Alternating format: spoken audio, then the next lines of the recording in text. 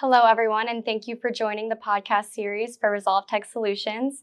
Joining us today is Michael Brown, our Senior Vice President of Solution Architecture. Thanks for joining us, Michael. Of course. We're looking forward to a great conversation about why tailoring your cloud strategy is so important for long-term success, especially in the healthcare industry. So, Michael, in your experience, what would you say some of the biggest challenges are for clients that are starting to plan their migration strategy around cloud? Well, I mean, when you think about a cloud strategy, I guess the number one thing is this 2025. If you're thinking about cloud now, like now's the time for cloud, there's a couple of things that are gonna that's going to be important. Number one, you need to move fast. You need to have a partner that understands how to do it, especially around regulated industries, things like manufacturing, energy, healthcare. Those types of things. There's a lot of things that you really need to plan for and understand when you're thinking about a cloud migration. Lift and shift is simple to think about. It's simple to do, but when you really get into it, you really have to understand how the applications work together, and how to get to a steady state point when you move into the cloud. A lot of times people are like, we got to go to the cloud.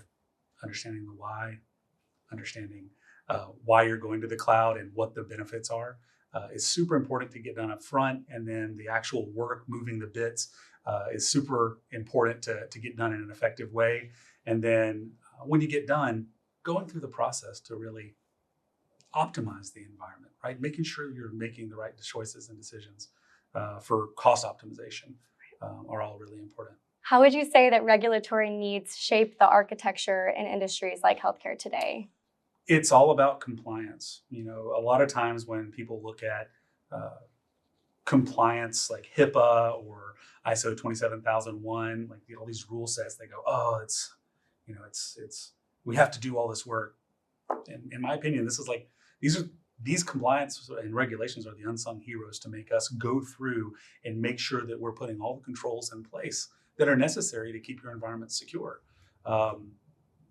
Something like, I don't remember the statistic, but it's most breaches occur because of misconfiguration of cloud resources. It's completely preventable. It's something that we do when we're going through it. And so applying a compliance strategy over the top of your cloud helps us to go through and make sure all the controls are in place. Right. And what would you say that industry specific really means in terms of infrastructure and services? It's really around the applications. So, when you're one of the first things that we do in a cloud migration is we go through a cloud readiness assessment. And that cloud readiness assessment and we do cater it to the different industries, right? Healthcare, manufacturing, industry, energy, because it's really the application driven. What are the legacy applications that we have to just deal with and build around? What are the opportunities for optimization? Looking at, for example, we're working with a client right now that they have Microsoft SQL 2016, and we're moving them to Microsoft SQL 2022 during migration because we did the assessment and it's going to work for them, right? We don't have to, their application supports it, the cloud supports it, and we support it. And it works out well for them, right? So they're getting not only just the migration, but they're also getting the benefit of a later generation technology, at the same time. So just, really going through the process and understanding what the application stack is, what the regulations that need to be applied, and designing that in the cloud to make sure that it meets those requirements. Yeah. Can you walk through a recent cloud migration and what success looked like? We can do it both ways, right? I know what success doesn't look like, and I know what success looks like.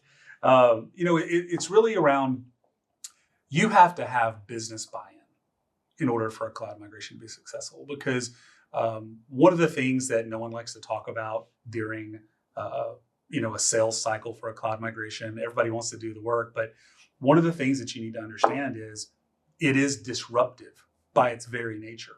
We are taking all of the important information and technology from one place and lifting it up and putting it in another place. And so no matter what is said, whether it's lift and shift or replication or any of these types of things, it's always going to be disruptive.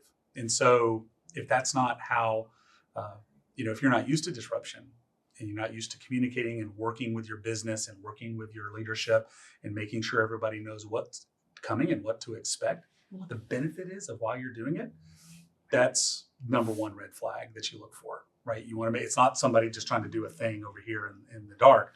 You want everybody to really understand. So that's the first thing I look for success. That's what a successful migration looks like. When you have that, and you can plan out, the technology is sometimes the easiest part of a cloud migration. Understanding what the technology is, where we're going to put it, how it's going to look, what are the compliance regulations that we're going to apply. You get those, and you apply them, and then you just migrate and cut over. And there's a little bit of downtime, and everybody goes, "Wow, that was great."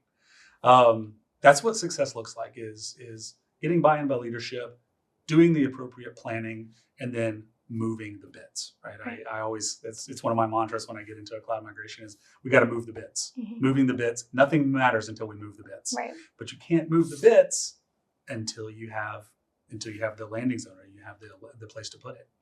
And so that's that, in my opinion, that's what I see. And when I find holes in that strategy, that's where I start looking for issues. Right, that's where you're going to start having issues. People are not getting communicated with.